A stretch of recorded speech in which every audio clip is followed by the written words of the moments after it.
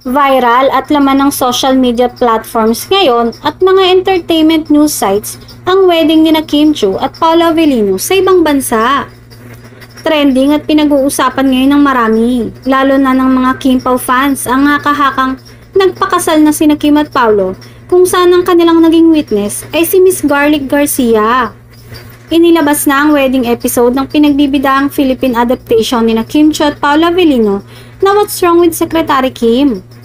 Marami naman sa mga netizens ang nagtaka sa nasabing episode dahil may mga pahiwatig umano na baka totoo na itong nangyari at hindi lamang ito basta eksena lamang. Ramdam na ramdam kasi umano ng maraming mga Kim Pao fans ang pagmamahal ng dalawa sa isa't isa. Sinigundahan naman ito ng marami pang mga Kim Pao fans at sinasabing hindi lamang umano sinama sa video ang iba pang bisita. Sa kabilang banda, may pahayag naman ng pagkabahala dahil tila nagiging delusional na umano ang ilang mga fans ng Kim Pao tandem at ginawa ng katotohanan kahit nasa eksena lamang ito ng nalalapit na pagtatapos ng What's Wrong with Secretary Kim.